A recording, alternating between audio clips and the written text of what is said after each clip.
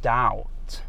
Doubt can be as irrational as like doubting whether you're ever going to be in a relationship, whether you're ever going to have a girlfriend, whether you're ever going to be able to talk to girls, or something as silly as, can I pass my driving test? Will I ever be financially free? Will I be able to afford a house? Will I be able to buy a car? Like, you could doubt about anything, right? And it's the funny thing about it. I'm going to talk about that from a couple of angles today, and hopefully I can help you get over yours, or at least be a little bit more aware when it comes to it. I feel like awareness is half the battle when it comes to overcoming anything, right?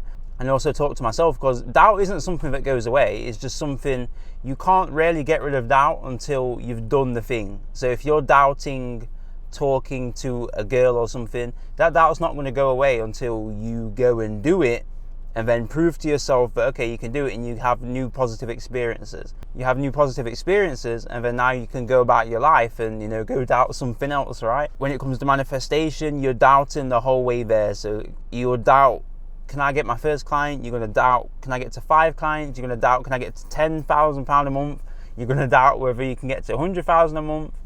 It's just a game, right? Breaking it down a little bit, we have the unconscious mind, which is where 95% of your actions occur. And then we have the ego, which is your conscious mind and your thoughts and what wants to keep you safe and everything you feel like you know about the world and your current relationship to reality consciously. Ego is everything you're comfortable with right now. It will be the car you drive, everything what puts together this sense of self, this I-ness, the I-ness of reality. Everything to do with that is the ego. So when it comes to doing anything new, anything you're not aware of, anything that's unknown, depending on your genetic makeup, is the extremity of this. But essentially, you're going to feel threatened because your ego is like, whoa, this is not something we've done before. This is not something I consciously know about. Like, this is unknown. This is unknown territory, right? And so the ego is going to freak out. Even though gurus say to avoid the feeling of it, doubt is going to be a big one, and you can't really get away from it until you've done it. I couldn't get away from the doubt of whether I'm going to, am I ever going to sign my first client, until I went and did it. Same with driving, that doubt didn't really go away. It was just there, and then it passed. Obviously, some people are different. Some people are going to be able to just kind of trick themselves, and there are little hacks and tips you can use to overcome doubt. Like, you can just sit here, breathe deep, and like really relax, and then affirm to yourself, like, I'm confident, I'm sure. Like, you can do all of that, like the little tic-tac tactics. I was reading a book called Bounce by Matthew Said, which is like one of the best table tennis players in the world. The reason why he's made this book is because people think he's got this like unforeseen talent and capability, like wizardry, alchemy, right, when it comes to table tennis. But he's taking the standpoint of, not really, I just had a really unique situation which led to me to have so many hours when it came to practicing table tennis that it was inevitable that I'm going to be the best in the world, right? Talk about the 10,000 hour rule by Malcolm Gladwell. It's basically an extension on the 10,000 hour rule. That's what the book Bounce is about. And so he's saying from like a really young age, he's in an area where like all the best ping pong players in the world are. He's playing ping pong from young with his brother who's older and better at ping pong, so he's getting the practice in. He ends up being spotted by a coach really young, like one of the best coaches in the world when it comes to table tennis. So he's like getting all this tons of practicing, right, in a way that nobody else in the world was able to. So, it's inevitable. Essentially talking about, he gives quite a few examples from Mozart to David Beckham to Roger Federer, like different tennis players, football players, different management when it comes to managing football teams, and essentially, no, that's a different book, sorry. I'm thinking about Diary of a CEO by Stephen Bartlett when I'm talking about the manager part of things. But essentially he's saying anybody who's really good at something has had like crazy amounts of exposure when it comes to that thing. Like, for example, Bill Gates, the odds that he was able to go to a university or even had computers back in the day was like 1 in 3, like 1 in a million or something, right? And he just was in a situation where he was able to get so much practice when it comes to, computing, like before anybody else in the world, right? Which essentially led to Microsoft and what that is today, and with his business partner, Paul Allen. And that's just, talking about that, right? No way of getting past that sense of doubt unless you do the thing. Everything is kind of just the skill set that you don't know about, right? And when you see the world this way, everything is just a skill set. One, you can kind of filter out a lot of things, and then it demystifies a lot of stuff. So you're not putting people on pedestals anymore, because nothing is this like magic thing. Everything is just a skill set that you can learn, and you can make decisions to learn, whether that be learning another language or a sport or a business skill or like sales, like whatever it is you want to learn is just a skill set. The defining factor here, the most important thing is, what do you want to learn? What do you want to do? Like, it's more about saying no than anything else. Like, I know a bunch of people want to do a whole bunch of different stuff. They want to go travel the world. They want to go read a different language. They want to go learn a different language. They want to go pick up a sport, do this different hobby. They want to go start a business. They want to do work overtime. Like, they do want to do a whole bunch of different stuff, right?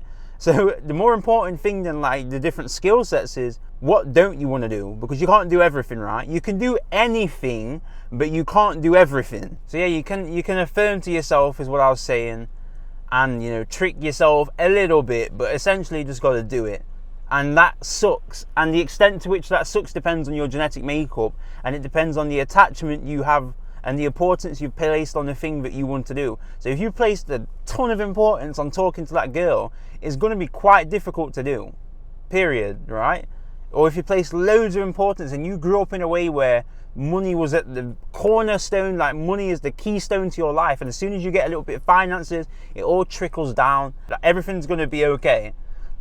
You can see why it's going to be quite hard for you to get over your limited story when it comes to financial abundance. Growing up not poor, I wasn't poor, but I was middle class, which is basically poor, which involves a lot of credit, a lot of secrecy when it comes to money and wealth, a lot of unsaid conversations, a lot of debt, a lot of, you know, lies, to be honest. Like, you can't get that toy because you don't deserve it, right? But that's not the truth. The truth is you can't afford it, right? So growing up around that, it creates these different stories and this attachment to the idea of not having money. So, you know, making money is as simple as developing a skill set and then taking it to the marketplace and providing a service, providing a product, whatever it is, right? It's as simple as that. It's sales, a little bit of marketing, a little bit of packaging, branding and awareness. Like, it's very simple skills, right? And you could teach them to a child from young. This is why there's like 8-year-old millionaires, right? Because it really is just a transferable skill. Like, intellectually, I know it. It's very simple. Like starting a brand, for example. You go to the manufacturer, whether that be in China or in your home country. Like for me, in England, Leicester and Manchester are the most popular manufacturer places for clothing brands. So you can go up with a mock, maybe give them a sample of what it is you want. Okay, I want to print this. You get your embroidery, your branding, your printing. You come up with samples, right? And then you go to models, take pictures with the models, and then you get social media content. You post on the social media, and then you run Facebook and Instagram ads. One for awareness of the brand, so you're getting traffic and people liking the page and engaging with your content. And then you've got direct response traffic. And then on top of that, you're building like a customer base. So you may be doing something like, you know, when you look on a website, like you can sign up on a website. So like sign up for release dates and stuff, and if for like a brand that's out of stock. So you put your email in, so you're harboring that list. So when you do release products in the future, you've got a list of maybe 10,000 people. You can go say to those 10,000 people, we just released something, like our drop's now live. And so that's like that's like a skill set in itself, like a kind of marketing skill set. So, you know, learning all these different things in synchronicity, like a big block. If you learn all these things and you master it, you're gonna have a successful brand. So it's like building a skill set. But, you know, if you go to somebody who say is 17, 18, and they've got this big story revolving poverty, and they've grown up a certain way, and they've got these really heavy beliefs, and they're like, just do this and you're gonna be fine. You're gonna do it, but they're gonna have so much doubt and resistance, going back to the idea of trial by fire, which Charlie Morgan talks about, which, you know, you have a goal, you have the unconscious mind, and you have the ego.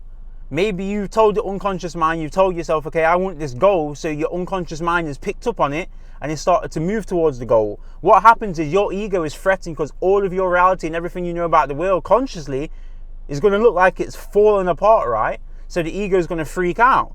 So even though, like, and the extent to which your ego freaks out is the extent to which the story you've created regarding the opposite of your goals. Because the goal is like moving towards something, but it's also moving away from something. The importance you've been placed on this reality, like You can go to this is why young people and babies and stuff can learn languages just like that. You've got kids who can speak 4, 5, 6 languages, which to me is insane. But if you try and teach a 40-year-old that, it's going to be bloody impossible, because they've got this story and this reality and this ego that they've created for yourself, which essentially is why it's really hard for old people to change, even though it is possible, because there's a part of the brain called neuroplasticity. And neuroplasticity is the ability for the brain to like form new pathways and change, right? And we always have that throughout our life. So it is possible for a younger person to change. It's just an older person to change. But the older they are, the more of an ego and the harder it is going to be to transform. Bruce Lee talks about this. Bruce Lee is like this martial arts master, right? I'm sure you know who Bruce Lee is. And essentially these two kids come up to him and they're like, Bruce Lee, like, teach us what you know, we want to know everything. And then essentially the analogy that he shows them is like, say there's 2 cups. Say in one cup there's water, which represents Bruce Lee, and then in another cup there's Coke, which will be the 2 representation of the kids who want to be taught and learn everything that Bruce Lee knows. And essentially Bruce Lee says he puts some of his water in, which is him teaching them, but the Coke is still Coke, right? Like, you can't turn Coke into water. And he's saying, you can't become like how I am until you release this story, until you get rid of this idea and this identity and this story that you've created for yourself, all these biases, all these tendencies, all these skill sets. Until you get rid of that, you can't learn what I know, because look at the analogy, you can't learn it. Same with driving. This is why I recommend when you're learning driving lessons not to have gone out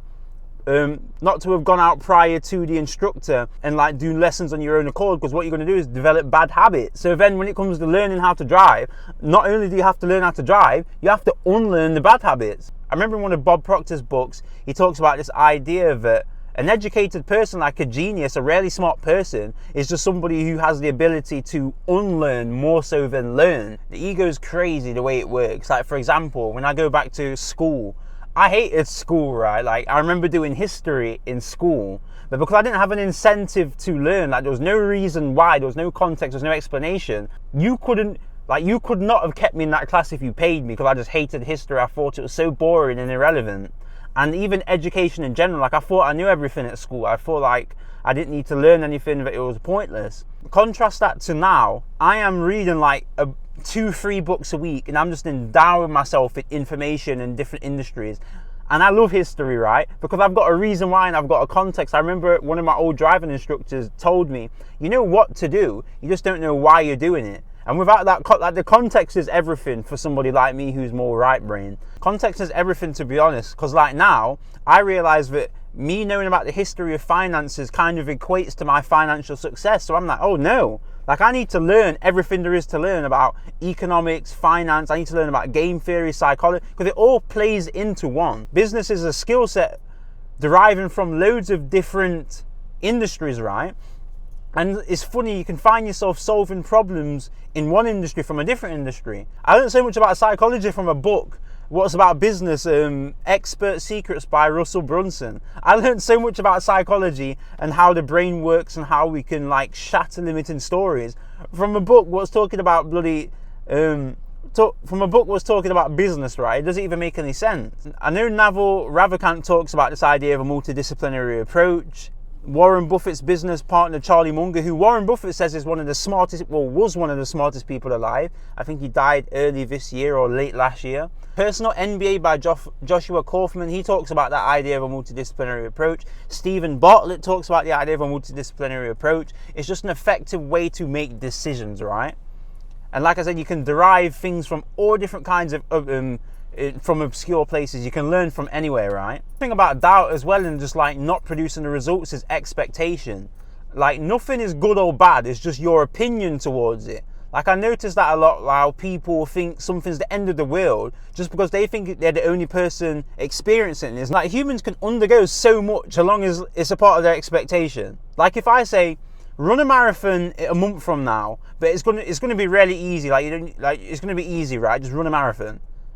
And it's going to be easy. As soon as you start to feel that it's hard, you're going to be like, wait, this isn't how it's meant to feel. It's meant to be easy. And because your expectation, you've been disillusioned, you're not going to be able to like push through. Versus if I say, run a marathon next month, but it's going to be one of the hardest things you've ever done. It's going to be very, very, very difficult. It's going to be very, very, very difficult.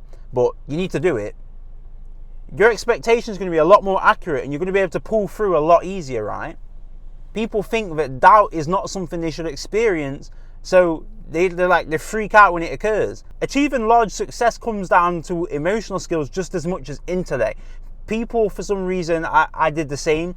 They relate success to smartness. Oh, that guy's super smart, right? But just as much as intellectual smarts, you've got emotional smarts, which most people don't talk about. This is why there's like these super smart intellectual IQ guys who don't achieve success because they don't have the emotional smarts, they don't have the right behavioral skills. It's like, I'm reading a book right now, The Psychology of Wealth by Morgan, and he talks about this idea. The keystone theme of that book is that if you adopt certain behaviors regarding money, in respects to money, you're going to figure it out, right? Like some people, they get a lot of money and then their ego goes haywire and they have these really weird behavioral patterns and they're like flaunting it and they're being really grandiose and narcissistic. There's some people, they take the money, they get money and they're afraid to lose it, so they deal with it in a really meticulous and a really systematized manner. They invest a certain amount in like different stocks and bonds, they learn about finance, and you know what I mean? Like their behavioral habits are different. The point I'm trying to make is literally everything is perspective, right? Like everybody encounters problems and everybody has these different setbacks in life. It just depends on your perspective of it. Like for example, if your car breaks down and you're freaking out, oh, life is bad, like there's nothing but outgoings, versus the guy who's like, oh, I'm glad it broke down this way. Like imagine if it broke down when I was doing 70 miles an hour and now I'm in a massive car crash and I've got to write my whole car off. Like, you know, it just depends on perspective. And this might feel and sound a little bit wishy-washy, but what's the other option? You go around life just constantly dissatisfied and upset under the pretense for like, I'm keeping it real, I'm being realistic. Like life is like this. Like life is a dissatisfaction because I'm being realistic. Or you'd be a little bit more airy-fairy, but like you habitualize it and you actually start to see life in a way where it's like, it's more playful, it's more fun, and you're not taking it serious because you can do that. Like I program myself to do that. Like I used to be quite a negative person as well, but now I'm just airy-fairy, if you like. I see positives in everything. And when I'm by myself and I'm not being influenced by outside factors and other people, I actually am a really positive person now. Like, I love the car I'm in right now. Like, cool, I want more out of life and stuff, but I love everything around me and I've got a pretty good thing going for myself right now. So, you know, it's just about perspective. Like, nothing is right or wrong. It just depends on your perspective of it. There's a flip side to every coin. This is the whole idea of the law of polarity. There's good, there's bad, there's hot, there's cold, there's left, there's right, there's up, there's down. Like, I can keep going. There's rich, there's poor. So there's always a flip side to it. There's always a good. And you've just got to build the habit out of, what is the good thing that I can take from this? What's the lesson I can learn from this? What is the good thing I can learn? I know there's going to be more extreme examples and different stuff like that. Let's not go into that, but there always is something. There always is a positive. And you know, I can read about different stories of people who have had really bad things happen to them and they've still found a positive about it. I guess I can't talk about this because I've never really experienced anything really bad, like really bad adversity. But like I said, it does come down to perspective, and there is a story. Like I feel a little bit insensitive talking about that, if you know what I mean.